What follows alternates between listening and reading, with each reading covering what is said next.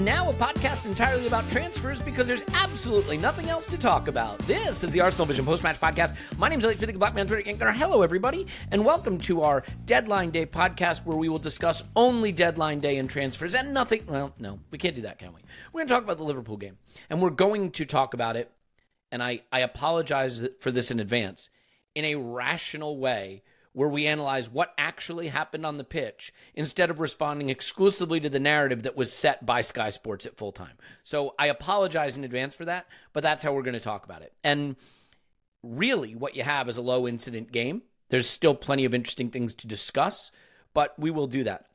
We're going to start with a bit of a discussion quickly about Deadline Day, and then we'll get into the game.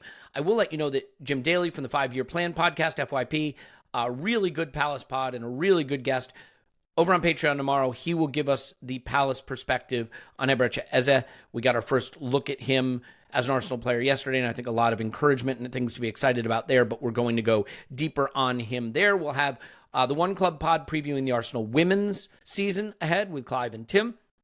Some history pods are coming over this interlull, so you can catch up on the Arsenal history. One thing that's neat about that, by the way, you can look at our pods on Patreon by category. Right? So you can go into collections. So you could just go to the history pod collection. And if you're going for walks, if you're walking the dog, if you're working out, you could literally learn the entire history of Arsenal Football Club from its inception, basically up until modern times, just by listening through that collection. So kind of a cool way to update your knowledge of the club. And Tim has done a brilliant job with that. So code is AVP50 if you want to just spend a couple bucks and have it. You'll have pods basically every single day of the week, there or thereabouts. Live streams, things like that. You can sign up on Apple. You still get access to all that as well, too. So your choice, but we'd love to have you there. We're thrilled to have you here. And I am thrilled to have here with me, Clive. Hello, Clive. Hello. And Paul. Hello, Paul. Woohoo!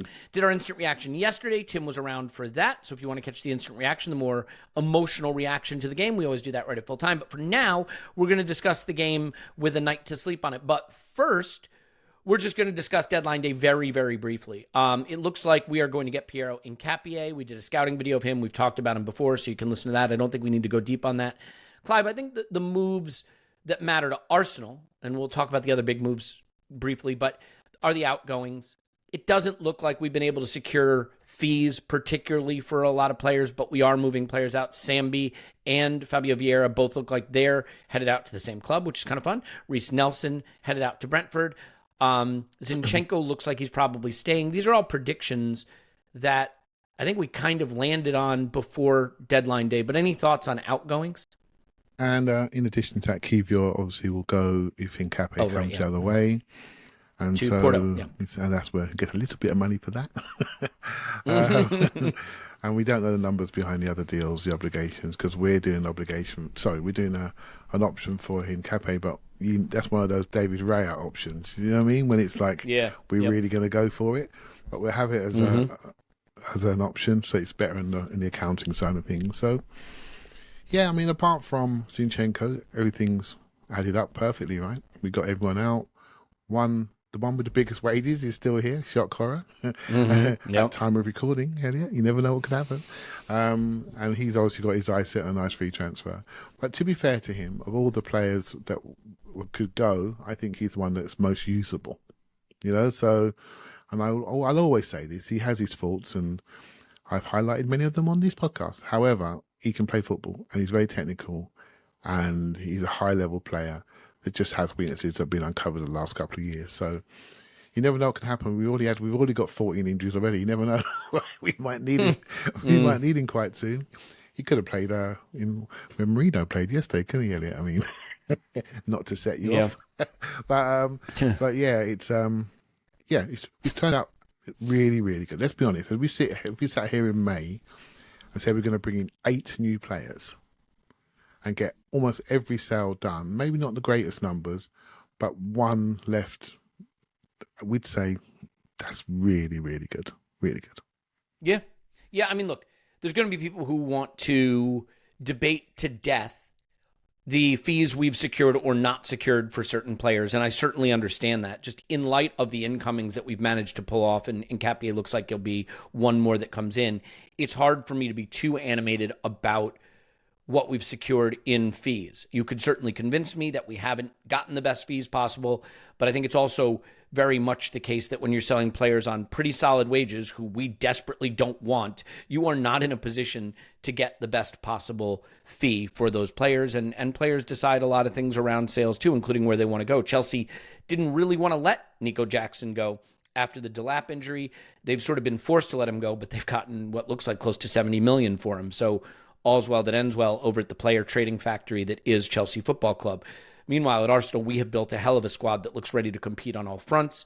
We'll talk about the game we lost yesterday as well and how that factors into competing on all fronts, but I feel pretty good about it. But you can't look at deadline day, Paul, without looking at what's being done by the team that we just lost to, which will presumably be the team that we are going neck and neck with this season for the title, if all our players don't get injured every single game.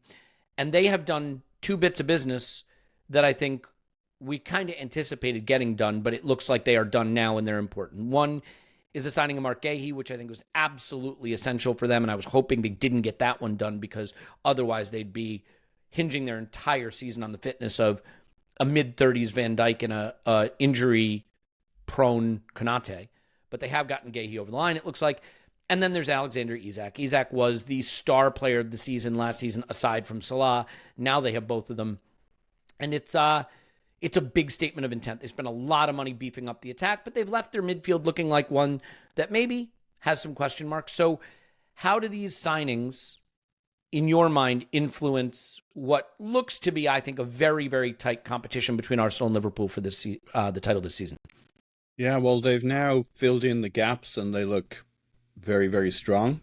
Like the only wrinkle I had on our window, because I think we've done great, is if Isak was available at whatever they're going to pay, 130 million, like that was the dream. That was the dream for everybody. Now, it may have been clear in conversations that if he was going anywhere, it would be Liverpool. You also kind of think Newcastle were not enjoying their time with Liverpool, and you start to think, well, if we'd stuck around in that conversation, could we have been, if we're going to 140, 150, if we're kind of beginning to mess things up for the Liverpool side, would suddenly Newcastle, who we had convinced ourselves would never deal with Arsenal, start thinking, actually, maybe we're not the baddies, maybe Liverpool are. But I still think at some stage in the summer you have to call your shot, and we determined that he knew where he wanted to go, and you can't ruin your summer transfer window sitting around waiting for Isak when in the end you get screwed over anyway. That's the only slight wrinkle I have. Look, they're super strong. I mean, Ekitike and Isak, that's phenomenal.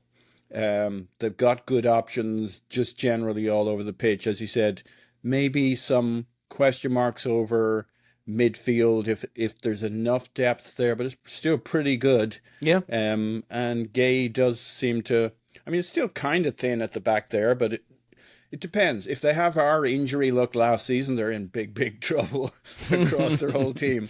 Yeah. But if they just have normal injury luck, they're probably going to be fine. So we need to look at ourselves. We need to, when I think about our window, just my one-liner on it is I came into the summer with, and I said this a couple of times, with Arteta's words about how you need bigger squads these days. So that was my whole thesis when we're talking about, this guy in, this guy out. I'm like, it won't be one in, one out. He's going for depth. He's playing the new game of football where it's 24/7 by 365, and you need all the players all the time. And he's gone and done that. And I think that's remarkable from the club, from Mikel. Yeah. Yeah. I think we can see that just in the fact that there probably should have been more of a freak out about the number of players missing for the trip to Anfield and the relative sense of calm around that. Even when Saliba left after 1 minute is a testament to the work we've done this summer, because I think you can make a very strong case that over this era at Arsenal, where we've competed at the top, Odegaard, Saka, Kai, and Saliba are 4 of our 6 most important players. The other 2 I'd put in there would be Rice and Gabby. and 4 of them were missing by the first minute of the game against Liverpool. And we were still able to play a very impressive group of players who were able to compete with the team that everybody thinks now is the slight favorite. Clive, before we move on to the game, I am not one of these people that thinks to be a good Arsenal fan, you have to pretend everybody else stinks. I just don't think that you need to do that. You can think we're awesome and have a chance to win the league and also recognize the relative strength of other clubs. And, you look at City going through some growing pains for sure still. They lost again at the weekend. Newcastle look like they're going to struggle for goals. Villa are falling apart. Spurs, they were completely shut down by Bournemouth. Manchester United are a mess. Chelsea got bailed out by some of the worst VAR decisions I've ever seen. There's not a lot of big clubs out there that are flexing their muscle right now, and it really looks like Arsenal and Liverpool are teams that are positioned to maybe run away and make this a 2-horse race. And I'm just going to say it. I think Liverpool have built an incredibly impressive, ambitious squad that will be fun for their fans to watch, that has some clear areas where they could be vulnerable. But as it stands right now, for me, they have built a hell of a good squad. And I tip my cap to what they've done, and now we got to see how it plays out for them. Do you feel similarly? Yeah, I think, going back to the beginning, I think it's really good that the other teams are doing this. I'm a football fan, right? And if you don't push the levels, you end up with a league that's substandard. We don't want that. I was talking to some friends at the weekend about what's happening in Scottish football, and Rangers got demoted a few years ago because of financial issues, and I think it's cost the league because there's no competition. There wasn't enough. Celtic didn't need to push very hard, and now both of them are not in the Champions League, and they're struggling in that league. And I think it's great that Bournemouth can go to Spurs and not just beat them, but dominate them in all facets of the game. That is a classic Premier League team, and that is just brilliant. What Brighton do, what Brentford are reinventing themselves right now, I think it's absolutely fantastic. And so I know it sounds crazy. I want Liverpool to be strong because it forces us to be stronger. Maybe it's forced us to 8 transfers this summer window because that's what we need to do along with the schedule. We want this. We have to embrace it. We have to embrace who we are. And I think Liverpool have done great so far. But let's see, right? Going straight to a £130 million man, and people will be questioning that, right? So they'll be questioning, is that the right thing to do? And we went for the other option to maybe buy 2 or 3 players with that money. And I'm behind that, given the fact that we play it feels like 3 days, but it feels like 2.5 days. When we come back from the international break, it's all on, isn't it? It's all on. In fact, the international break now is a rest for players and for us. Yeah. So I think Liverpool have done wonderful. And I think we've done wonderful. But I do think the Premier League is as strong as ever. And this weekend is a good example of that. Yeah, Paul? Yeah, just it kind of amazes me that Liverpool have had a phenomenal window and we're not all losing our minds. Kind of is a testament to how good our summer was that we're like, yeah, okay, fair play to them. Bravo, well played, Liverpool. See you on the battlefield. Now, maybe it's just because I'm talking to you reasonable gents. Maybe if I look over the parapet out to the revolting peasants, we're all losing our minds out there. But it's a hell of a window when they can buy Isak and Gueye on the final day and it isn't complete meltdown out there. And I think we have had a phenomenal window. Would have loved Isak coming to us, but doesn't seem to have been on the cards. Yeah, I think both Arsenal and Liverpool have done fantastic business. And it'll be my hope, my wish, that fitness doesn't decide this battle between these two clubs. Because, so we want a fair fight, right? A fair fight. Just want a fair fight. Just want to see what this group led by this manager can do against their group led by their manager. And, we are going to see Liverpool come to the Emirates without Mohamed Salah. And I have a feeling that will get mentioned. But we've kind of just accepted, we're going to play without Bukayo Saka or Mohamed Salah. That, next man up. You got to go do it. And I get it. But I'll be very curious to see how much Salah missing for the reverse fixture is a focus of that buildup and aftermath, because these things matter. At the end of the day, the way you win the big games is your best players do something really special. And, we were without ours. So, Clive, I want to ask you something. I promised I wouldn't let this conversation be driven by the narrative set by media. So I'm going to start this conversation with the narrative set by the media. And just ask you this. What do you think is the right expectation for the title contender to have going to the home of the title holder in terms of how they should be approaching the game? You know what I mean? Like, what is the right expectation for the approach to the game? Because that's been a big discussion post hoc, but I'm curious what you think the right and fair expectation should have been for how we approach this game, going to the home of the holders, one of the hardest fixtures you have in world football today, Anfield away. Yeah, back in the day, when those very same people that are driving the narrative, you really had to go to your rivals and win away. You know, when Arsenal used to win at Liverpool or Manchester United, it was a major thing. And if you won there, you basically won the league because the rest of the league wasn't as strong. And we started talking about Bournemouth earlier on. So the rest of the league wasn't so strong. Liverpool didn't beat us last season, yet they won the league by 10 points. And so why can't we just look at the game? You know, why have we got to create a lane by which someone can succeed or fail in? So we've got to go there without major players, and we've got to win because you need to win now away from home to show you can do it. So we haven't beaten City or Liverpool away in recent years.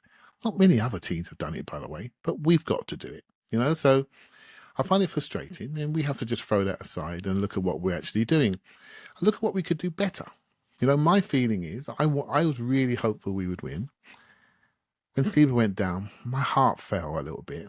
You know, Mascara did really well, but Saliba is our central centre-back playmaking footballer. And when he decides where we play. And we had a really good IR yesterday, and Tim mentioned some points we need to feed Nwaneri a bit more on that side. Well, guess who plays to the ball to the right more often? And he finds that it's an easy pass for him, you know, and little details like that. Maybe we play slightly higher. We're not playing in our own area and not going back to our keeper. We got away with a couple there. You know, these are little details when your plan goes out the window. And it annoys me. But we can't, I can hear people in the comments, writing comments already saying, Clive, we can't make excuses for this. No, we can't. But it's just reality. It's game 3. And if it was game 33, I'm listening to Gary Neville and co. Because there's only 4 or 5 games to go. And maybe these points are really, really vital. They're all vital, but it's not as vital in game 3. It really isn't, you know, and things can change very, very quickly. We've got, as a group of clubs, we've got 55 games to go, you know, and who knows what state we're going to be in. And we've seen it, we've suffered a bit early, and other teams could suffer later on, right? So yeah, I find it a bit frustrating this narrative is set, but to be honest, mate, I'm getting better at not being frustrated at it. And just looking at the game and looking at what we need to do better and could do better and looking at our behaviours and instincts. Now we have this squad, we haven't seen it yet because it's half injured, but now we have this squad, we'll have it in 2-3 weeks' time, the majority of it. What do we want to be? How do we want to behave? What face do we want to show? And even in this game, when we maybe didn't show all of our best side, we learned some major things, right, about what we want to play. Well, certain players, particularly on the left-hand side, well, we learned some major things. And I am not concerned at all about this. What disappoints me, Elliot, is the way it seeps into the Arsenal fan base. And then we start parroting this. And we don't need to. We need to be much tighter as a group and talk about the things that we could do better and talk about the things we want to see better. We've got the squad now, rather than just parroting people who have not got our best interests at heart. And that's how I feel. Yeah. It's funny, I'm torn on this. So first thing, you know, I think when you go away to your title rival, it's obviously an opportunity to land a hammer blow, because if you win away at Anfield, you take a commanding lead in the title race, so to speak. I realize it was still August, but it is a big advantage if you can do that. But having said that, if you look at Pep Guardiola, for example, his record at Anfield, 1 win, 3 draws, 6 losses. Okay? So that kind of gives you some context for the guy who has dominated the league for the last decade and what he did at that place. it was 22 games against the Big Six unbeaten. Now we have obviously lost in the 23rd game. I think where I have to be honest, though, is once a narrative is sort of set about your team, you're always battling against it, right? So once the narrative was set with Arsenal, 20 years ago or 15 years ago, they don't like it up them. They're soft. It was very hard to beat that narrative even when it wasn't true, or we were being fouled, or we were being harmed physically, right? Ankles being broken. It was, we don't like it up them. But I do think that there is a narrative that has developed about a conservativity in the way we approach our games, or a defensively oriented style that is at least slightly fair. We are, I think, as good a defensive outfit as there is in all of world football, and that should be celebrated. But it does come at the expense of the neutral who wants to see these, basketball games that are fun to watch, and they just want to be entertained, and we're not always the most entertaining, and that upsets them, and so then they yell about it. This was a game that was tightly contested, very tactical, very cagey. That was both clubs. I think if you watch, Arne Slot had a great interview question where he basically said, if you play this game 10 times, 8 times it's a draw, 1 time Arsenal win it, 1 time Liverpool win it. It was a very high-level tactical game where neither team was able to create the volume of chances they're used to creating. And that's really what it was. But because we have become the team that's more defensive than we should be, we wind up having to answer for the accusations of being the team that didn't come to play. Clive, I'll bounce it back to you for a second. I just think I didn't see either team play with adventure and risk, but we do own a more defensive reputation, and that's why I think we wind up having to live with that narrative, Yeah, mate, just win. When you won the league and you just won this game, whatever happens, no one cares about your own caginess. They've got the trophy in the cabinet, and we haven't won it yet. So we can't answer this, but it was quite refreshing to hear the two professionals talk about the game, the managers I'm talking about, and Slot and Arteta, talk about the game in almost the same tones and independently. And that sort of gives me a little bit of comfort. So, yeah, they know what they were doing. There's a huge amount of respect there between the two teams. Tactically, I've never seen Liverpool play like that. On the Liverpool chats at the moment, they're happy with the win, obviously, but they've never seen Liverpool be that managed at Anfield like that. And there's discussion about their team, their players, Vert's role, what they're asking him to do on the press and things like that. Sloboside, they've had 2 major, I'll say luck, but positional changes in the last 2 years. Moving Gravenberch back 1 has transformed their midfield. And have they found another one now with Sloboside? Because he's the closest to Trent in their group. That means their distribution is better from the right back. I'm not sure they've found a balance, but he's had a great 2 games out of nowhere. From a position of where they had a problem to now they've found a massive solution, and so cheers, lads. and so, yeah, I just feel we just need to just relax a little bit and say, look, this is just one game. It's only 3 points. It's 3 points. I really wanted it, but I really want the conversation to be what we could do better, Elliot. And I think when we get into the game, I think that become clear. Yeah, I agree with that. And so when you look at it, Paul, I think one of the reasons for the accusation of conservatism is related to the lineup. I think obviously people are excited to see the shiny new toy that is Eberechi. I don't think starting Martinelli was necessarily what I was hoping for. I don't think starting Martinelli is inherently conservative in terms of playing style. The decision that I think people focus on is the decision to start Mikel Merino. Mikel was asked about that, and his answer, I think, is fair enough. He says, if our midfield was too conservative in the first half, that's what we had. Martin Odegaard was injured. Kai cannot play. Merino is a player that is incredible with what he did there. We played with 3 attacking players, 2 attacking fullbacks, and after the game, I think it's too easy to say that.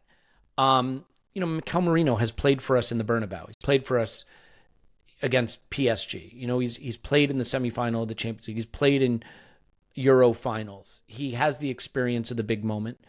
And the other call was to go, I think, with either Ethan Nwaneri, who's 18 years old and still learning midfield, or a newly arrived Eberechi in midfield, who's learning our pressing system and our structure. So it was tough. Do you regard the lineup as having been an attempt at conservatism, his only options? How do you think about the lineup and the complaints against it? we all know this, but this game came too soon, right? Not just in terms of who was available or who was injured. It was just too soon. All these players have just met each other. Yeah.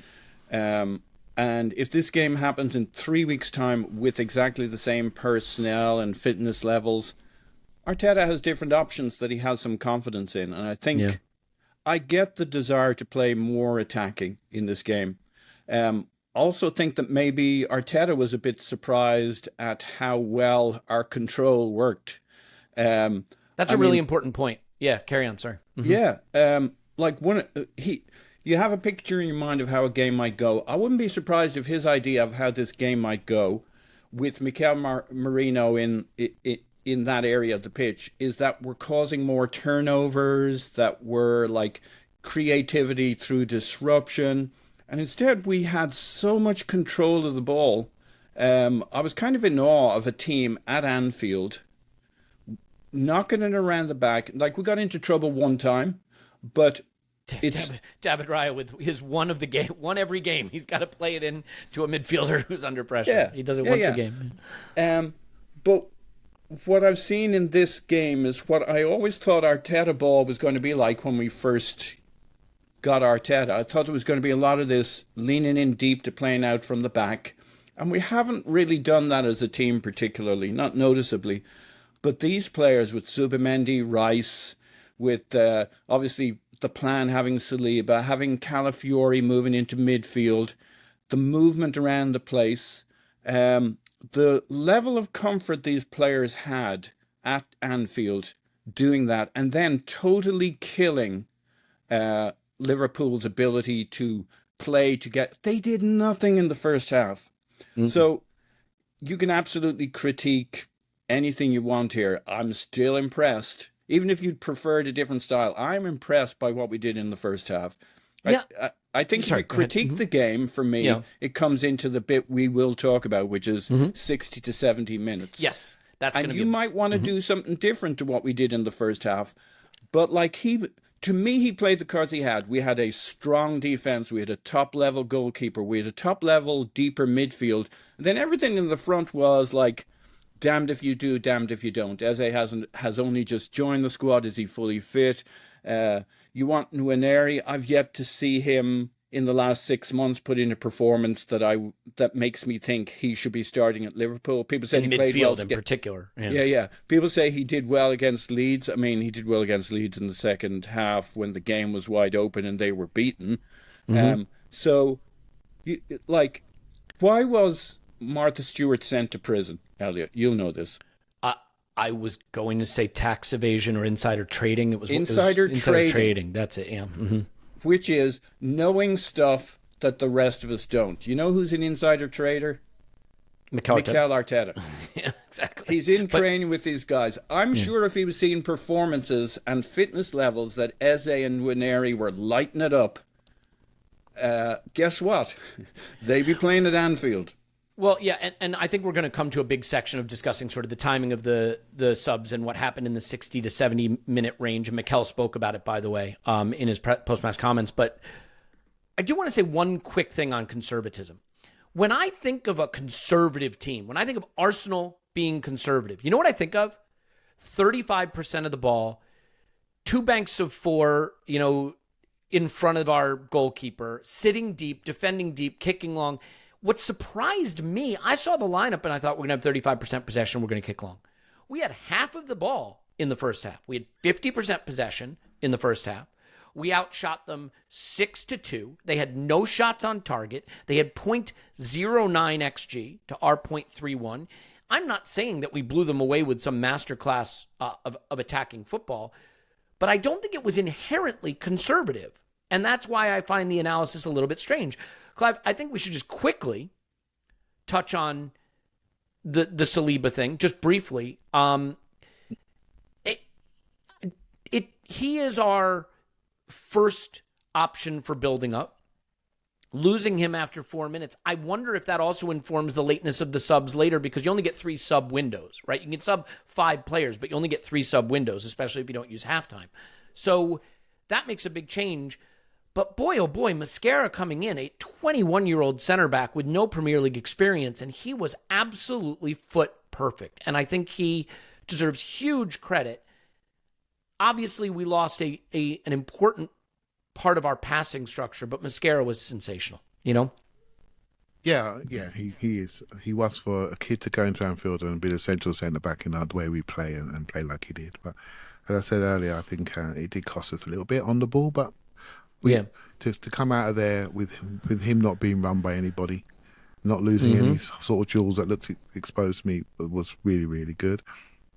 I do think that, back to conservative thing, because I think this is a big part of how people are feeling today and what they're talking about. We had two selection dilemmas, right? So we had the choice of Eze and Nwaneri, say, to play in the attacking. So they're the attacking selections, and maybe Martinelli and Merino are seen as the more defensive selections. And we ended up going for the more defensive selections. Now, I do think Merino, I'm not sure people know what he is. People call him a defensive midfielder. I don't think he is that player. You know, I think he's very much a hybrid of all of the things that were required.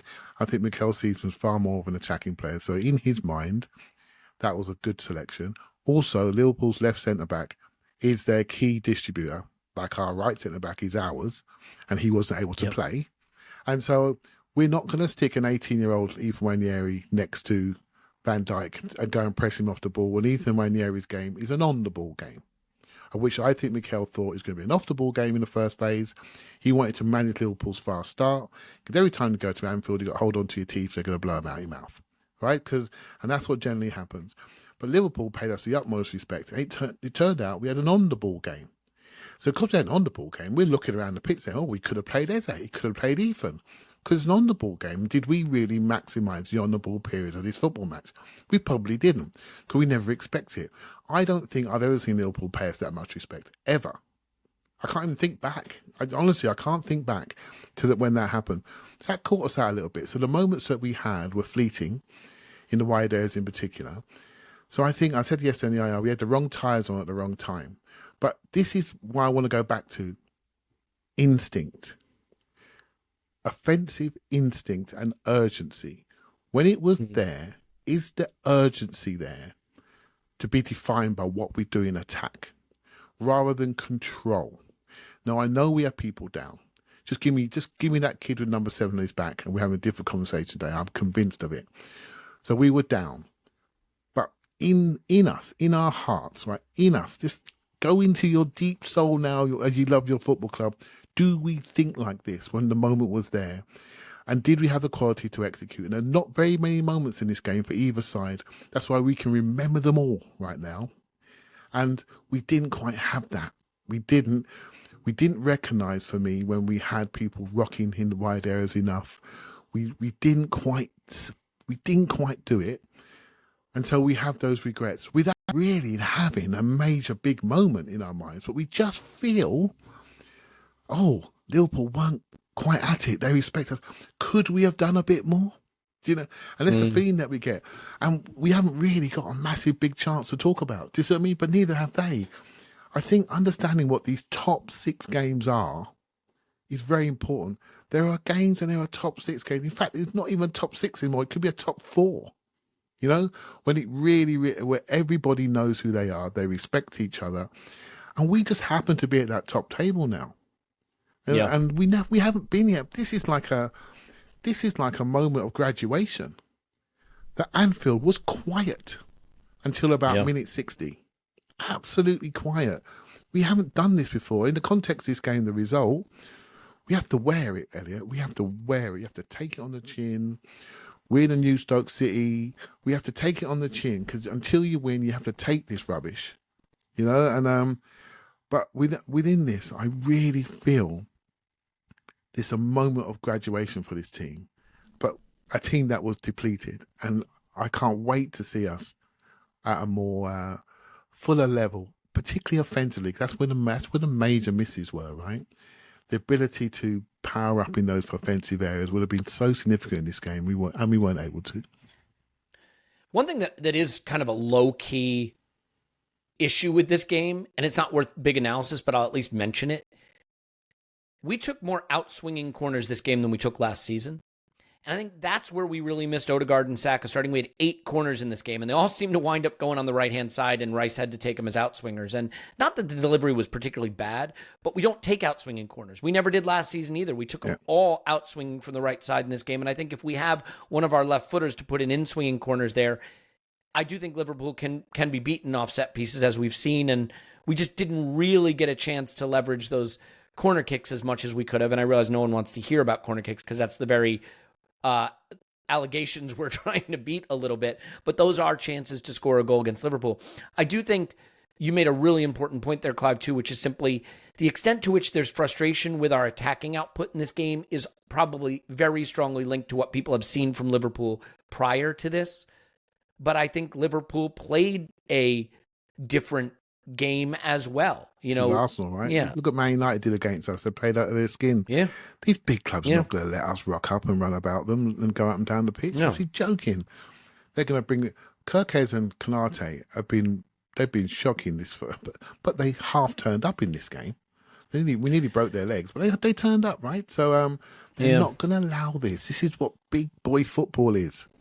You know, this is Bournemouth. I'm sorry, I like Bournemouth, but they're going to go toe for toe. They're going to go. They fancy themselves.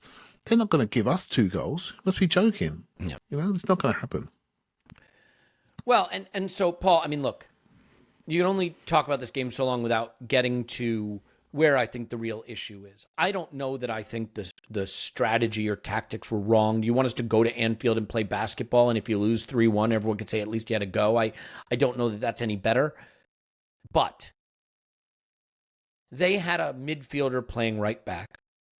He was the man of the match. He played very well. He deserves a lot of credit.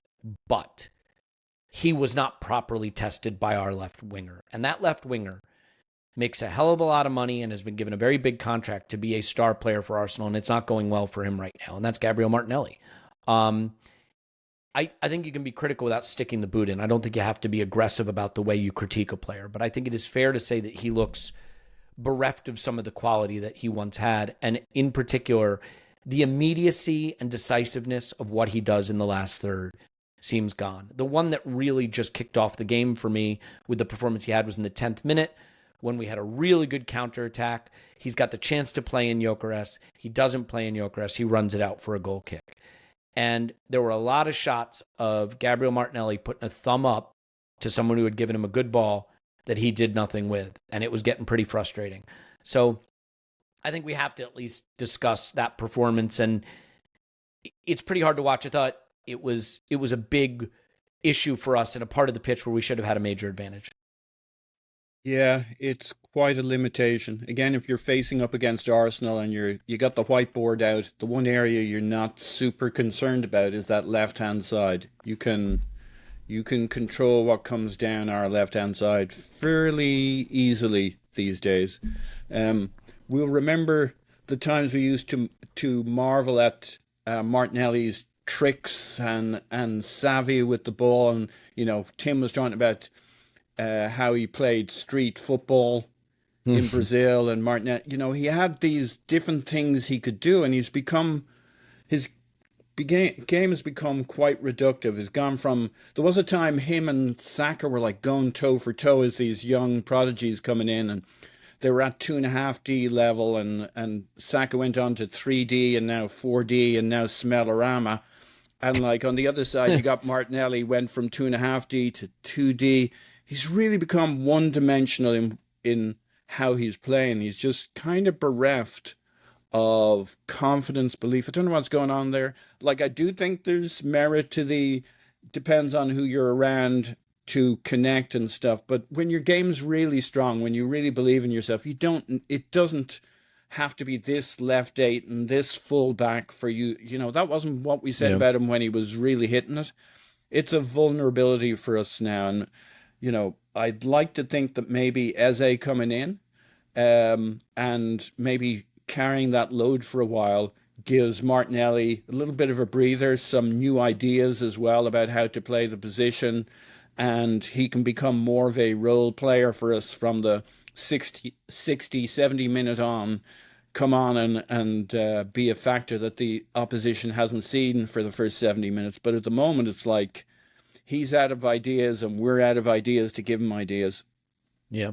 Yeah, I mean, of those two wide players, Clive, I thought Nani looked great giving Gyokeres trouble. Maybe the final action could have been a little bit better to just pick someone out, but I thought he was really good, and Gyokeres was struggling with him. Some great long distribution from Raya, by the way, that sent him in. But, the Szoboszlai right back thing is where we needed to, I think, take advantage. And I also think because Gyokeres likes to drift to the left channel, if Nelly is able to beat Szoboszlai more, you have a better chance to get Gyokeres into the spaces where he can hurt you. And so, in a way, Gyokeres' game suffers from the left-sided attacker not being able to create space and find ways to get the ball to him. It was just it was a disappointing performance. I don't see any other way to look at it. Yeah, so it's a real shame. I think if you look at our sort of 4 wide men, I'll leave Trossard out for now. You have Eze and Saka. They're like harrying dribblers, decision makers, like really, really clever creators that can go past people and stay past it. And maybe Martinelli and Noni are runners, a bit more aggressive sprinters, higher pace. And although Saka has all the tools, right? But he's a higher pace. And the difference between the two of them was clear to me. So Noni just has clarity about his game. I can run fast. I'm taking my man on. I'm trying to beat him. My touches, I've got size 12 feet. My touches can look a bit ugly, but I know where I'm going. I'm going to that green bit of space behind you, son. That's where I'm going. I'm going there now. I'm not overthinking it. I'm going to make you make a decision to come with me. And if I haven't got you on your heels, I'm going to knock it off, maybe go 1-2, or knock it off and separate to receive it again so I can create the speed to go at you. Very, very clear. I'm going to put the ball into the box. If I can work that out after 1.5 games I've seen him, then our centre forward can work that out too, which means he'll start to move into areas knowing that ball's coming. With Martinelli now, what we don't have is clarity. We don't know what he's going to do. He used to have complete clarity to his game. I'm the fastest player on the pitch. I'm going. And by the way, I'm out in the left. I ain't staying here. I'm going to centre forward to a penalty spot. That's where I'm going to score from. I'm not going to think about it. I'm just going to do it. So the instinct has gone. So now he's starting to think. And the slower he gets, the more you see his lack of technique. His skill is getting into your running quickly or off the ball running. So he's lost his game. He's starting to think about his game and he's now lost. And it's not, for me, as you get older, as a footballer, by the way, not in life, as you get older, as a footballer, the number one thing that you get is you make more decisions correct under pressure. That's what comes to you. You can always spot a young player. He turns the wrong way. He takes the first touch in the incorrect direction. But he's learning. He's learning on the spot. He maybe attacks a man when he should knock it off. But Martinelli never had these problems when he first came. But now he's got these problems. So the more experience he's getting, the worse his decision making's getting. And that's where the patience becomes thin. Do you see what I mean? Then you see Eze come on, ball over his shoulder, bit heavy, into the corner flag, and he's just done his man off first touch. Just bang round the corner, you're done, you're out. And then you see that it was none of this have a touch, turn back, fall back. He's like, no, I'm taking you, and that surprise and the instinct is what makes us all our eyebrows just went up. Well, we should have started him. We should have started him, by the way. We should have started him. Mm-hmm. But you can see it, can't you? And there's a day in your career that's hard to shake off. We're quite constructive on this podcast, and we've looked for reasons why Martinelli's struggled. Is it his left-back partner? Is it his midfield partner? Is it Jesus not being there? We've tried to be constructive. We need to see him freed from the touchline. Is he being pinned there by the manager? We've tried to be constructive. And then a day comes along when you go, okay, enough already. This isn't happening. And now the problem's with you, son. It's with you. And we've got somebody else who's ready to go. And he's really good. And there's a gap. And he's only played 20 minutes. There's a significant gap. And I think this is not a great day for the young man.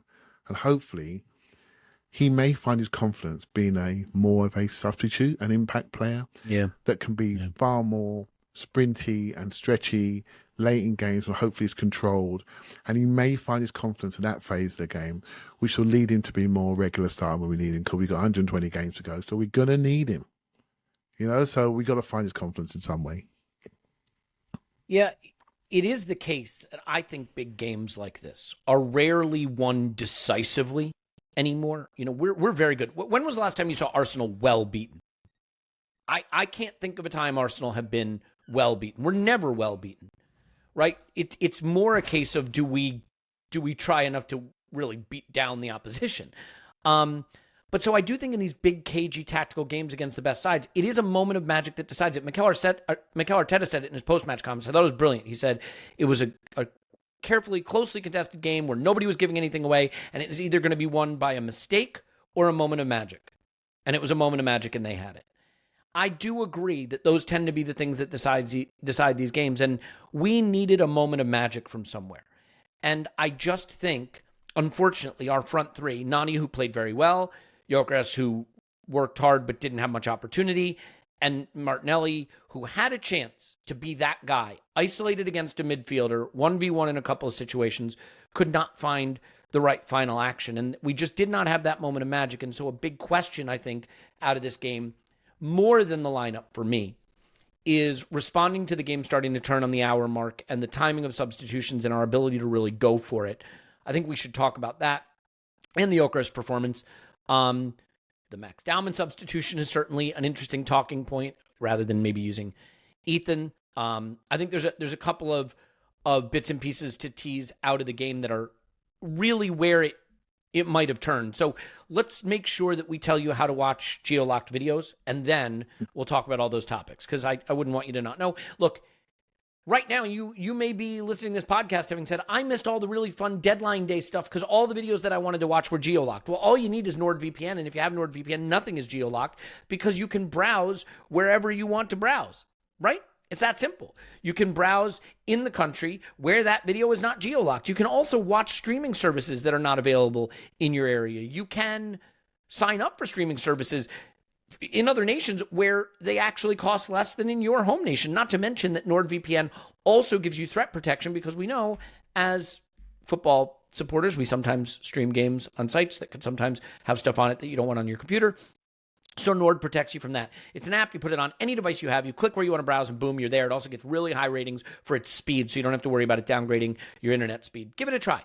You get a huge discount off your Nord plan with us, but also 4 months on top, and there's 30 days risk-free anyway. So nordvpn.com/ArsenalVision, nordvpn.com/ArsenalVision, nordvpn.com/ArsenalVision. Do not have. Is that enough of that? Indeed. Okay. Clive,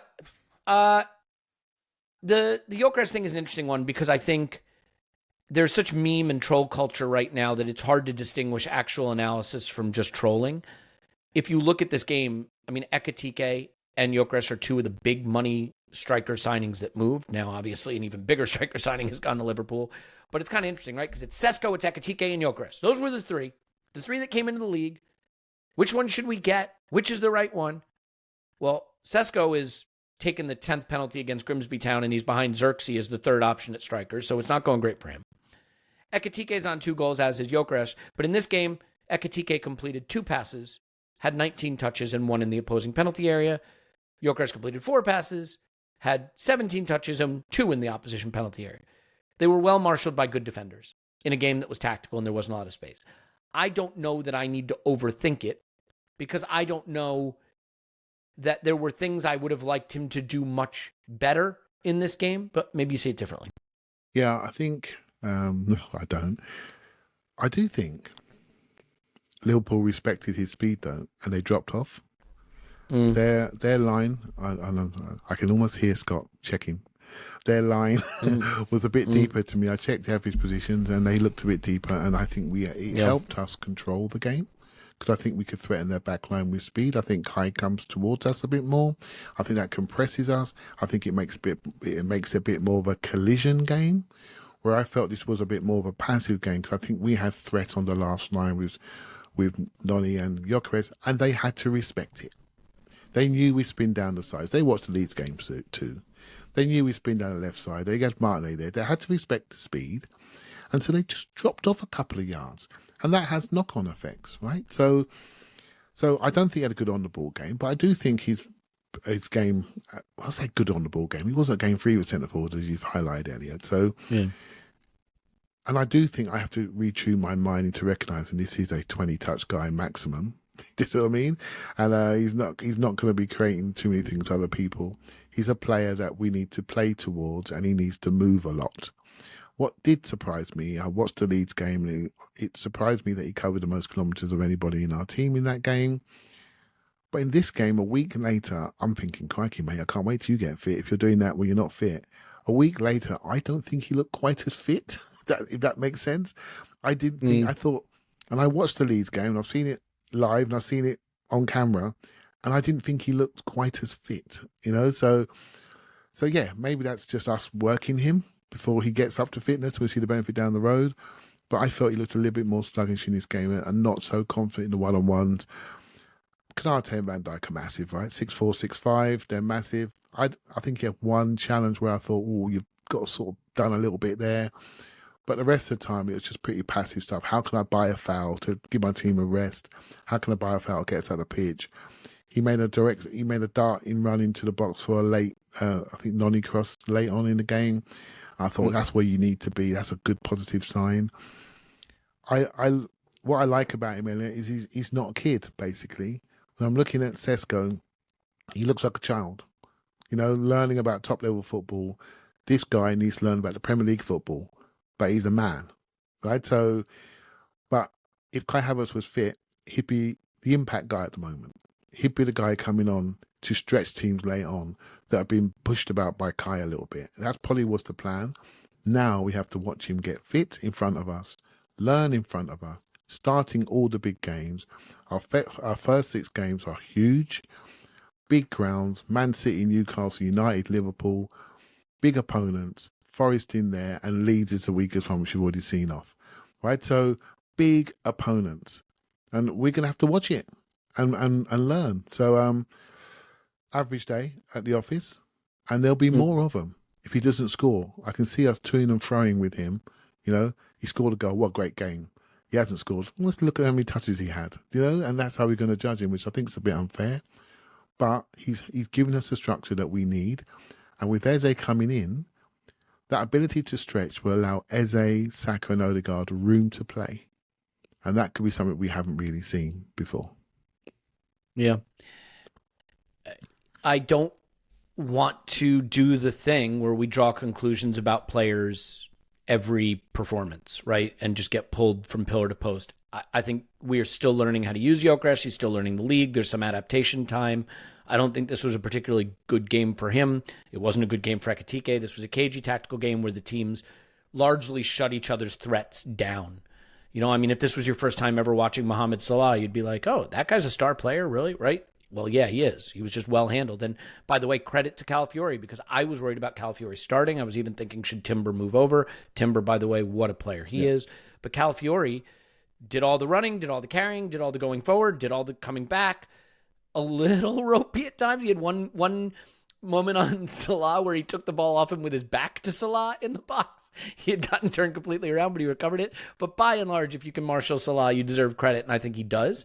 So that was good. But Paul, look, this is where I think if you want to get stuck in and have issues with the manager and the conservatism, it's just he waited too long in my mind. He just waited that little bit too long. He talked after the match. He said from 60 to 75 minutes, they had the better of it. And he was asked about that, why the game changed. And he said, to be fair, he was very clear. He said, because this is Anfield, and at some point, it's going to change. You cannot dominate Anfield for 95 minutes. And it changed in various ways, especially because we didn't make the right decision when our keeper got the ball in their hands. We started to rush it, the turnovers. We didn't manage them so well, so we could never glide as a team. They're going to create those moments without really creating any situations of danger. I don't think that's wrong. But I think Mikel Merino, whatever you think of him, and people know he's not really my cup of tea. I think he's an awkward fit as a midfielder. I thought he was actually fine in this game largely, but he's a 1 hour player. He does not seem to have the engine for 90 minutes in the Premier League, and I thought he really started flagging around the hour mark. And I thought there was an opportunity at that point to get him off and Odegaard on if he was fit. If he wasn't, it's Ethan. I thought Eze could have come on sooner. And I thought the delay in that allowed Liverpool to just get on top a bit. Now, that doesn't have anything to do with the goal they scored, which was an unbelievable free kick from nothing. But they started to get on top of this game, and I thought we had a chance to shift it back in our direction. So what did you think, Paul, of that period, why it changed, and if we were late to react to it? Yeah, I think that's where this game comes down to. With the way you and I do our little notes while we're preparing or understanding the game. So I'm watching the game and I make a note on 60 minutes, and we've made them look ordinary so far. Then I put kind of little self-awareness up to 60 minutes, that is. And then in my head, I'm like, do you write down everything you think, Paul? Should you write down, is this a fateful moment? As soon as you write it, you're willing it into existence. Like, oh God. And I just had that sense that I'm going to come back to this comment. And shortly after that, they make the Curtis Jones change, and we don't. We decide we're like, it's still going well for us. We got control, and we decide to give it another 10 minutes for whatever reason. And I just kind of when Curtis Jones came on, I didn't think, oh my God, we're in trouble. But in fact, we were in trouble as soon as Curtis Jones came on. I thought he started popping up in different areas. Maybe not because he's brilliant, but because he did something different. He is very good. He is good at popping up in the pockets. That's what he came on to do. Didn't he? Van Dijk had a couple of passes into him right through our midfield where Jones had just picked up really clever positions. And I think in part of it, that fatigue thing, not just on the attack, but in terms of our shape was still good, but popping up players who are now following different patterns moving. And Szoboszlai stopped being a fullback and started drifting into areas, and they went for it at that point. They played for a 60-minute game. I think we played for a 70-minute game where it was about control, right? They played they had inordinate respect for us for 60 minutes, and then they're like, now we go for it. We had respect and control for the game and the occasion, I think, more than them. And I assume we had a plan to go for it on 70 minutes, and it was 10 minutes too late. By then, we say it comes down to a wonder goal, but the wonder goal was not on its own. They were starting to do things, move us around. The temperature had gone up in our end. Stuff was going to happen one way or another, and I think it wasn't just about Szoboszlai twatting one in from 50 yards out. It was we had problems at that point, and we hadn't solved that problem, and we weren't giving them problems. So I do think it's not just about a wonder goal. I think there's a 10 minutes in which we can look at ourselves and say we were not ready to go when they made their change. Clive, what do you think? Yeah, this is the game. So there are people upset with the manager today. They're upset with whoever they want to be upset with. The player selection, blah, blah, blah. I never worry about 11s, you know that, Elliot, but I do worry about the flow of the game, the momentum of the game. And that's what you're there for as a coach. And at 60 minutes, Paul's right. They brought on Curtis Jones, but they changed. So during the first phase of the game, we had our 3-4s against them, and they kept a +1 at the back. And that's why I think Gyokeres is a really good player for us, because he forces people not to go man for man. But they again gambled on our danger and our fatigue.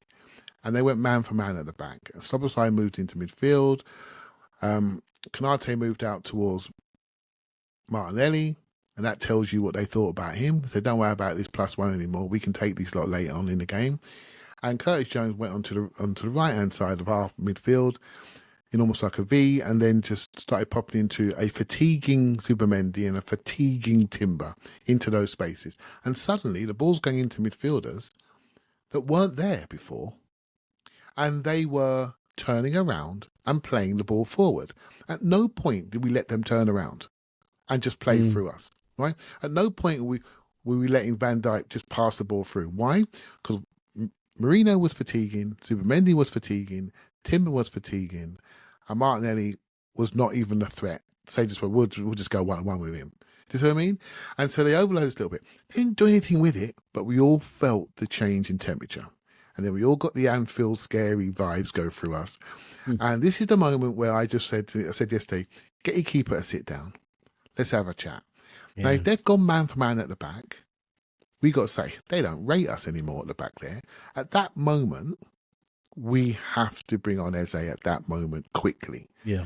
Because we need to change them back into a +1 at the back. We have to. We didn't have the personnel to really up. You know, Trossard obviously is not ready. Odegaard was barely ready. We didn't have the ability. Can you imagine bringing on Amanda Weke late in this game? Do you see what I mean? And Eze starting. They're not doing that. Do you see what I mean? They're not doing that. We weren't able to do it. And Saka on the other side, we weren't able to do this. So that was the moment I felt we didn't quite read the game. If anything, Elliot, sometimes I say to my coaches when I used to coach a lot more, sometimes you lose a game before kickoff. The moment when Saliba did the injury, they made a decision to play him. Understandable. It's Anfield, right? Got a 20-year-old, never been here before. Let's see if we can get the guy to start. And straight away, you lose that sub window. And that means you now, for me, the way this game was going, you have a decision to make at halftime. Do I bring on my shiny new signing that we all got buying his shirt? Or do I hesitate? And I felt we hesitated. And I felt we shouldn't have hesitated because that's a free window.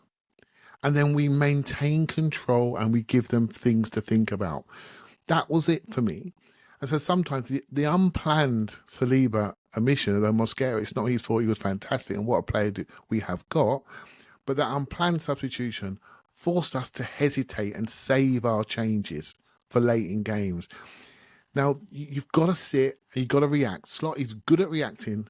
We have to react quickly and see that +1 disappear. They're gone man for man, and we got to get our best attacker on quick to make them think and start diagonal into the corners and get them running back towards their goal. It didn't happen. They slid the ball into our midfield. Zubimendi slightly wrong side. He's half yard off for the first time in the game. Picks up a card, gets a free kick, and we're all sitting there thinking, we should be all right. but we weren't. We weren't. No. And then, of course, we then react. We turn into an attacking machine, and we all walk away with regrets. Could we have been a bit more adventurous? Could we take the handbrake? What phrase do you want to use? You know, choose your phrase. You know, but these are the regrets that happen in a football match, right? So, back to how the professionals saw it, I thought that both managers managed the game really, really well. The discipline, you don't get no mark for discipline. That's not in Sofa School. But discipline of both teams shape-wise was unbelievable. We just missed out. We didn't quite feel the momentum change for me and get our tired players off. For me, we should have used a half-time substitution window. We should have been brave to do that. We're not bringing on a kid, we're bringing on Eze, probably the Premier League's best player for the last 2 months of last season. We should have done it. I understand him not starting, but we should have done it at half-time and maybe have a different game. And like, Clive, can I add a bit on that? Because, like, I would have been in principle, you know, yeah, I get it, Martinelli for 70 minutes and 60 minutes and Eze for 30 minutes because he's only. But when you saw how little we were getting out of Martinelli, it was a no risk swap, right? Yeah. At 45 minutes, why not? Yeah. Now maybe you wanted a bit of defensive effort from Martinelli, and that's why you kept him on for a bit. But by 60 minutes, you could see his concentration was going a little bit. Gyokeres was blowing. Yeah. Marino was blowing. At 60 minutes, there's no risk, really no downside to saying, okay, Eze, somebody for, like, I don't know what you do about Gyokeres. My wacky idea was, hey, switch Martinelli. He can still run in that direction. He can still, like, switch Martinelli to central. I do think there's a new use case for Martinelli as a late sub, down the middle striker when we need a backup for Gyokeres. He's not out of options for us. We can, and like, that's a simpler job in some senses. Yeah. It's like, just worry about yourself, just make runs. He can do that. So, like, I don't look at Mikel and think, why didn't you come up with my wacky idea? But I do think 1, 2, 3. There are 3 players that needed off at 60 minutes that were not going to cost you anything by making that move. So cool. Well, football's chess too. Am I going to make the move that requires them to respond, or am I going to respond to what they're doing? And, you know, if you think about it, one of the reasons Martinelli probably stayed on is the Salah effect. the simple knowledge of Salah being on that side and the worry that you just have to have the running and the pace and the recovery and the work rate of Martinelli to help cover him. But you can change the strategy. You can bring on Eze. And suddenly Szoboszlai can't live with him. And now Slot has to make a decision. Do I have to get Szoboszlai off? Do I have to do something different to protect this midfielder playing right back? Because now he's being challenged with something he can't handle.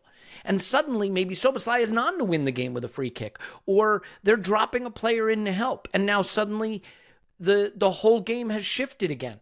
Because the move we made forced a response. I thought we were reactive rather than proactive in dictating how that last half of the game, quarter of the game was going to be played. And Mikel if we've been reactive, but not 10 minutes later, right? If it's, Curtis Jones is coming on, our guys are ready to go.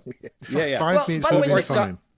Yeah, or Szoboszlai is drifting into midfield. They're feeling really comfortable with Martinelli. I need to do something about that. I need to give them something to think about to get Szoboszlai out of midfield. They were starting to overload it. They had two players who were starting to be free in midfield, Jones and Szoboszlai. And at that stage you say, we're not making them think, to Clive's point. So have the boys, maybe you don't want to bring them on the 60 minutes, but you have them running up and down the sidelines with their, you don't, it's mutually assured destruction. You don't hit the first nuke, but when you see Jones taking off his top, your guys take off their top. When you see Jones coming on, you're ready to come on. If you wait 2 minutes, your guys are ready, right? If Jones comes on first, you're ready to go 3 minutes afterwards, which would have been enough. And Mikel said, by the way, in his post-match comments, they did. I think we elevated the game and the dominance to a point where they had to raise it. They did, especially from the 60th to the 78th minute, when then you could see that there were no margins in the game. When that happens, the game is going to be decided in two ways. One, with an individual error, and two, with a magic moment. Szoboszlai created a magic moment that was incredible. That has won the game, and that was the difference and nothing else. And while I agree with that appraisal, that 60 to 78-minute moment, that was a period of the game for us to... Yep. Mm-hmm. Can I disagree with it? Yeah, please. That's a bit after the fact analysis. I'm sorry, but I thought we were in trouble for the Curtis Jones minutes. And yes, they won it with the wonder goal, but wasn't the only way they were going to win it. Give them another. That happened. They raised the dominance. They did, raised but the he level said there was only one way they were going to win it: a mistake or a wonder goal. Yeah. No, they had another 20 minutes. The best part by the time they had all that extra time. I don't think we would have kept them out if we kept playing that way for another 20 minutes. That's what you mean. Yeah. There were goal-mouth scrambles. It was becoming more... We were going to have to respond, and I think we were slow to respond. I could see why he wanted a 60, 65 minutes game, but when it was no longer that, he needed to make his move. Yep. Clive? I just wanted to say this is a really good game to analyse. It's a really interesting game, but you do need to analyse it. And not just talk about what you think happened.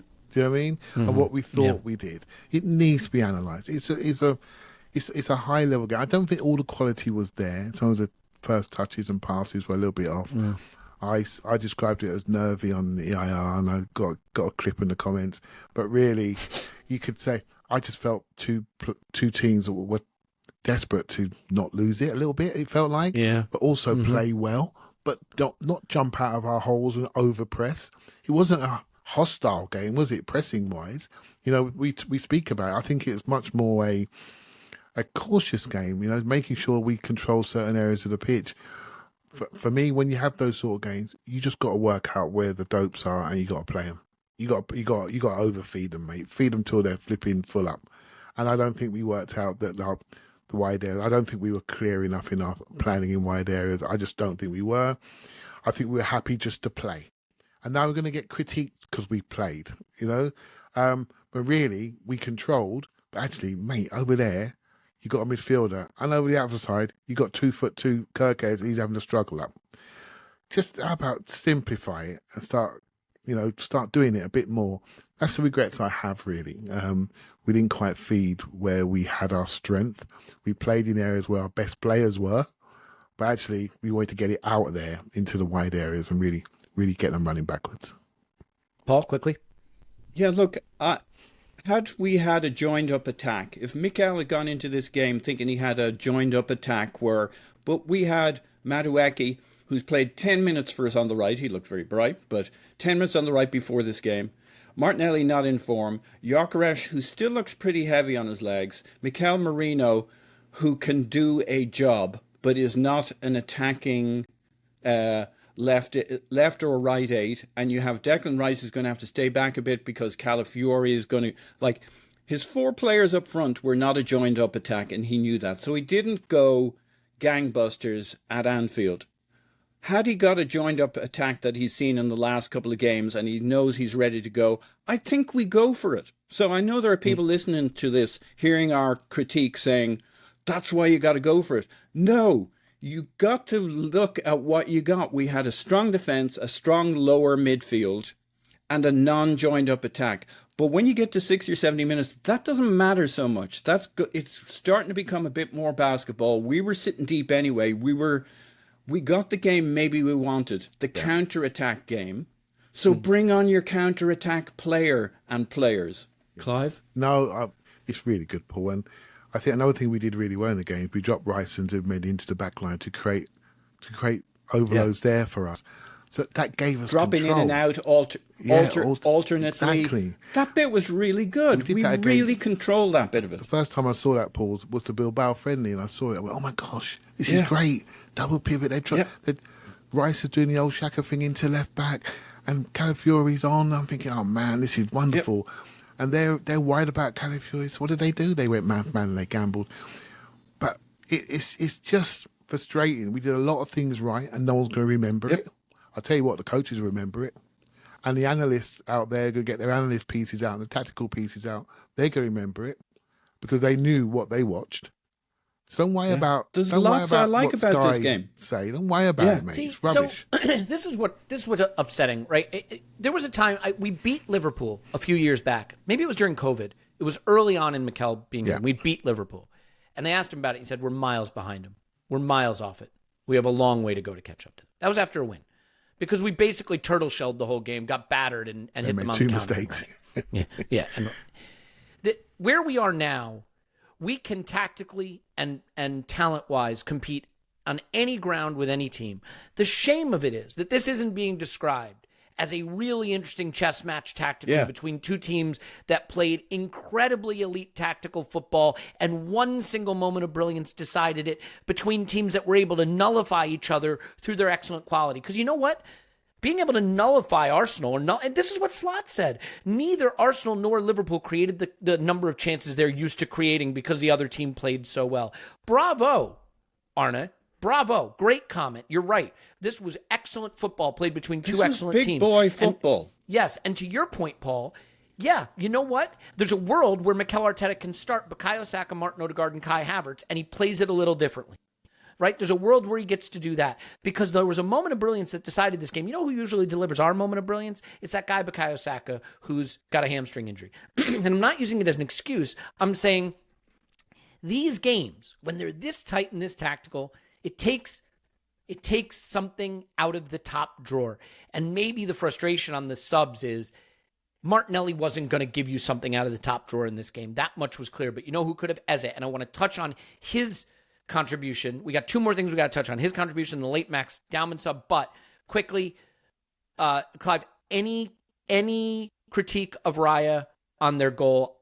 I mean, when it goes in off the post, I'm inclined to just tip your cap to Szoboszlai. I love it when he should have stood over that side, Clive. That's what he should have done. He should have stood there. He should have guessed where the ball was going and just stood in that corner, right? So, Joe Hart did a great analysis on Match of Day 2 last night, and that's all you need to see.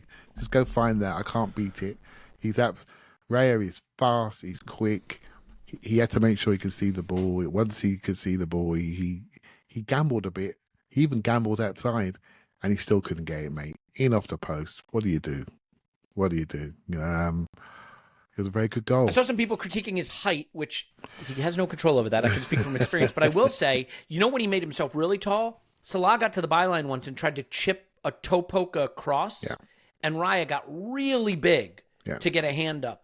and collect it. So, he can get big, he can lead. Height has almost nothing to do, unless you're some kind of Donnarumma freak with the wingspan of an African cormorant. Courtois got beaten twice by free kicks, and he's 17 feet tall. Yeah. So height is okay if you're talking about claiming crosses, which he's exceptionally good at anyway. Mm-hmm. So he's got the leap of a cat. It's not about height. El Gato, they call him. Okay, I do. But let's move on to something more interesting. Clive, the more interesting thing to me is I thought this was a very, very exciting first look at Eberechi. And I know people will focus on him going down instead of shooting. Fine. But I mean, right off the bat, what does he do? He gets the ball out wide and he slides the ball across the top of the box to Odegaard, which almost leads to either Odegaard could probably take a shot there, or if Gyokeres is on his toes, maybe he can get to the next ball that's played. That's a pass that we just don't play. That's a ball that we don't play from the left-hand side. Then he has to chase the ball to the corner flag. It's poorly hit. What does he do?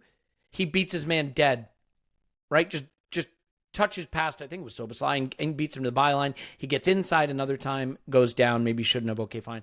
I thought it was really, really exciting. I wish we had seen more of it. And I think anybody who was saying he's not a left winger, he's not going to play on the left, I'm sorry.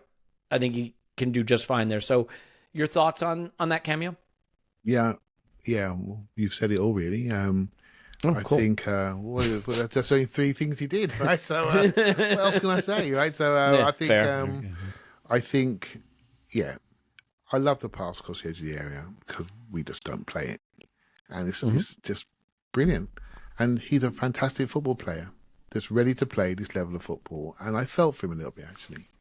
You can see when the players arrived, he looked a little bit solemn. Do you know what I mean? Like I was trying to guess who was starting.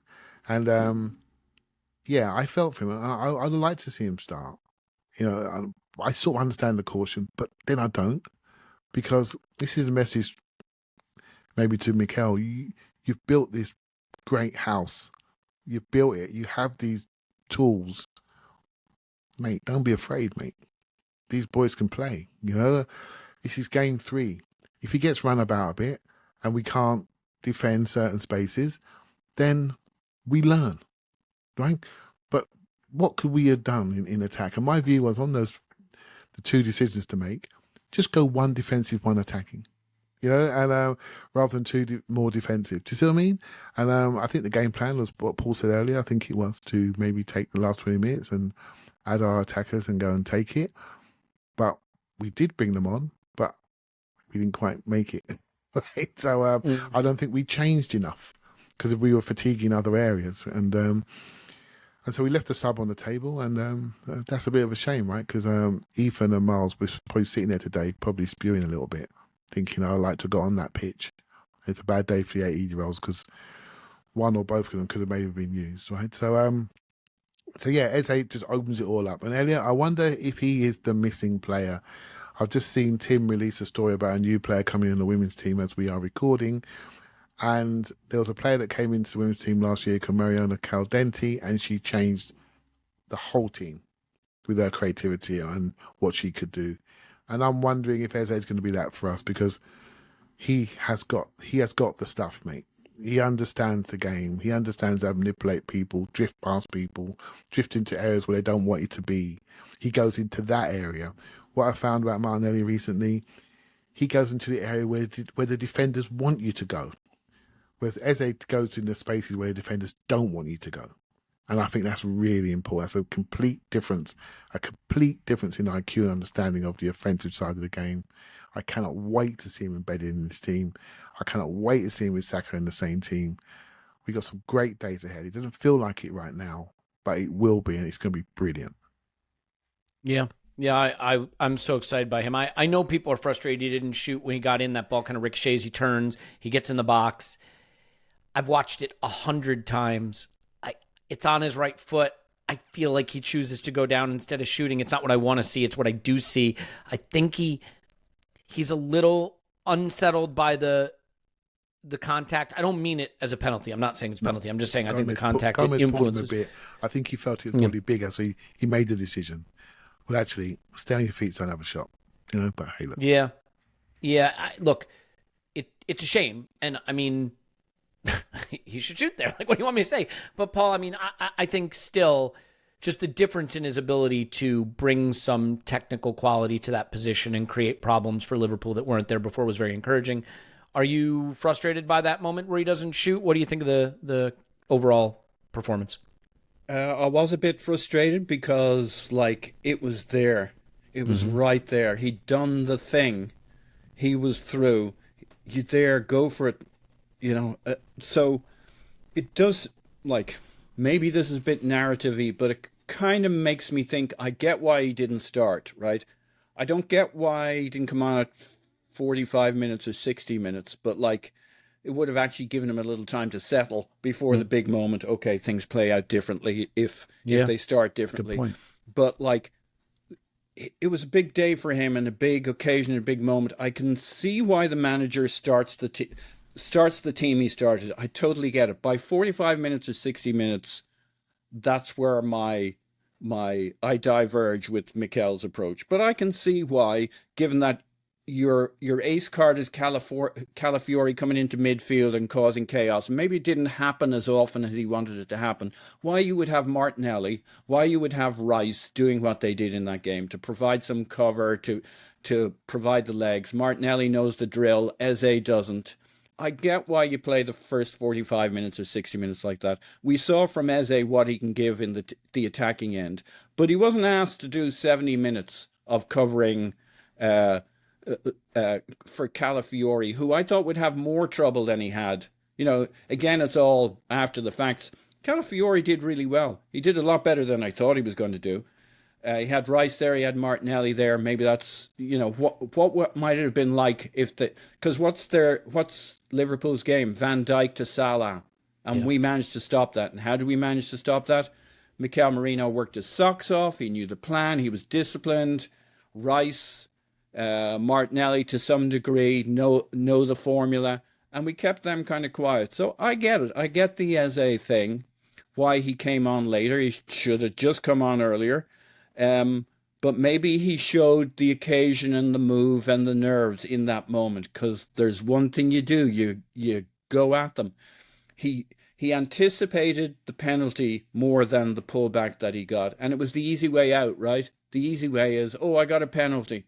And he just wasn't quite I think he wasn't quite mentally there for the occasion at that moment. He could have done with more time on the pitch. But it was right when he came on. Yeah, I mean, it was one of the first things. I think it was like 63 minutes or something like that. Yeah. So he would have just still been coming up to speed with the game. I will say that there was a penalty shout late for a handball on Szoboszlai, and I'm just going to say this as plainly as I can. I don't want that to be a penalty. I don't want games decided by something like that. Having said it, I don't know what a handball penalty is anymore, and I've seen them given, and I've seen terrible decisions all weekend from VAR and from PGMOL. I'm fine with that not being a penalty. I think it would have been a pretty damn jammy way to get points. I would have taken them. I would have bitten your hand off for them, and I wouldn't think that a draw is a fair result, but that's not the way to get it. Clive, the thing that I find a little bit odd was the Dowman for Nani Madueke sub. And look, we can't all be sitting here screaming for Max Dowman to have opportunities, and then Max Dowman gets an opportunity. We say, no, not like that, but not like that. I sort of wonder, and I think I said this on the IR, their young 16-year-old won them the game at Newcastle just 6 days earlier. And I wonder if Mikel was sort of thinking, well, if they can bring on a 16-year-old to win it late, I can bring on a 15-year-old to win it late. And it's not that Max was bad per se. That's not really my point. My point is, that just feels like a hell of a Hail Mary when you have an older player who I think is more prepared for that moment in Ethan if you feel you need to make a change. But I also sort of think like for like there isn't even necessarily the move. You could bring on Ethan for Zubi and drop Rice back. There are things you can do. I just don't think Max for Nani on 89 minutes is one that I totally understood. Yeah, we were one down, and everything after that is on the table, right? So it comes back to we messed up pre-game, right? So and we definitely messed up at halftime. We would have created better decisions for us late in game. We made a decisive decision at halftime. So I must admit, I'm not a fan of this Ethan only backs up Odegaard thing. I don't want that for him. I want him to be focusing on versatility. This is football, and things change very, very quickly. If you become that one-trick pony, what happens if you find a better pony? Then you're off. Do you see what I mean? Focus on being versatile. Focus on being a wide man, left, right. Focus on being a left 8, a right 8. Just make sure you can be anything but a centre forward, and because I think he should have come on in this game. I was more impressed than some of you guys about the Leeds performance. I thought he did really, really well based on other performances that he's played in that interior role. And the thing for me was he improved so much off the ball in that game. We know he can do on the ball. He's spectacular. But off the ball, he's not been present in his first season. But he started to look like that against Leeds. And so getting back to the wide areas and see if he can get some sprinting speed going against them and some shooting opportunities. Because we have a track record of seeing him score 9 goals in senior football. And so I would be upset if I was him today. But if he's asked to be that interior player and we started with one, then our skipper comes on, then he doesn't play. So we don't know everything in this story. But I'm thinking, mate, I'd have the ump. I'd have the ump. But hey, look, first world problems. Yeah. I mean, and to your point, it's a roll of the dice at that point. I just think you need a goal. And bring on Max to need a goal isn't the worst thing in the world, but Max for Nani, like for like there and that like for like, I don't know. It felt a little neither one thing nor the other to me. Paul, your thoughts? I've criticized Mikel quite a lot in terms of what happened after 60 minutes. I feel like I get why the Max Dowman thing. He hasn't seen a lot in the attack this so far, which is super joined up. My feeling on the Leeds thing was when we started looking really joined up was when there was a lot of space on the pitch because Leeds were a deflated balloon. But the one thing he's seen all preseason and season so far is Max Dowman does things with 10 or 15 minutes to go. So I get why you'd give that a shot. That's part of a joined up attack. And everybody knows what Dowman's going to try to do on our side of the ball. I had no problem with, it was a gamble. What happened was obviously one of the possibilities, which is he comes on and doesn't really move the needle. But he could absolutely have had an impact that changed the game. So I don't have a problem with it. I understand the Nwaneri discussion, but I have not seen Nwaneri do anything in recent times that make me think he's the guy who's going to get you the goal or get a goal. And I've seen it 3, 4, 5 times recently with Max Dowman. So I kind of get why as a manager you're like, I'll give him 10 minutes. See, yes, the Liverpool thing might be, the Rio kid from Liverpool might be in his mind, but that's not a bad thing. It's one more piece of evidence along with the 5 times Max Dowman did something for Arsenal. So it's a big thing to put on a kid. But he didn't give him 30 minutes or 45 minutes. I don't think it's going to hurt Max. I think it's a great bit of experience for him. He got 10 minutes to try and move the needle. He learned some stuff. It didn't have the impact we were looking for. So I liked it. Okay. That's a fair perspective. As a final point here, this is not a death blow to us being able to win the title. I mean, it just isn't. If you look at teams winning away to the holders, winning away at Anfield, it just doesn't happen much. As I mentioned, Pep has won there once ever, and he won 6 titles in a row, whatever the heck it was. I think the accusations of conservatism are predicated on priors rather than watching the game. Conservatism to me, again, is parking the bus. It's sitting deep. It's playing defensive. When you have 50% of the ball, when your heat maps for your players are in the opposition half, when you do have some control of the ball, I don't think that's particularly conservative. Again, I'm not saying we were expansive. I don't think Liverpool were either. It takes 2 to create a cagey tactical match. And both participated in that match. When Liverpool have less than half an expected goal, when they have fewer than 10 shots, right? When they have a handful of touches in the opposition box at most, they're contributing to what was a very tactical game that was not an expansive game of football. It just wasn't. And neither team wanted to let it become that, and so it never did. Yeah, so Clive, I mean, that's really it. I think it took 2 to tango. We got the game that both clubs wanted, and I think Slot said it best. 8 times out of 10 it ends a draw. The other 2 times it ends won by one of the other teams, and that's the game we got. And unfortunately, the moment of brilliance came from them. Yeah, Slot is a pleasure to listen to, actually. I think he assesses games really well. I think he assesses his team really well. Even what he's done, the players he's lost in this window, and he's obviously getting players in. I think he's a really good analyst of the game. But I do think some of the analysts I'm now seeing analyse him in this game make one change is being over-indexed because they scored a free kick. You know, and I think, honestly, we have to be better than this. You know, that's all it did, create a momentum. But in the end, it didn't create a situation where they had multiple chances and multiple touches in the box. They didn't. They had one offside goal from where we didn't quite get to them on time, and that was caused from that change. But things that we did in this game that forced them to go back into their shell were just as significant, but they're not important because we haven't got a league trophy in our cabinet and we didn't win this game. So we have to wear it. And so we're not the tactical geniuses. They are. We're the ones that are Stoke City, the £1 billion Stoke City. That's who we are, that just score set pieces. And we have to wear it until we go to Newcastle and win and beat Man City and win and just win football matches. You know, don't over-index this in your mind. Just win football matches and the narrative will come around. And the day when Saka and Eze score in the same game, suddenly we'll be 1982 Brazil. We just have to wait until our attackers are back fit and we can see what we can do. Yeah, I mean, given the players that were available to Mikel, the quote-unquote more attacking, less conservative choice would have been, instead of playing one winger, play a different winger.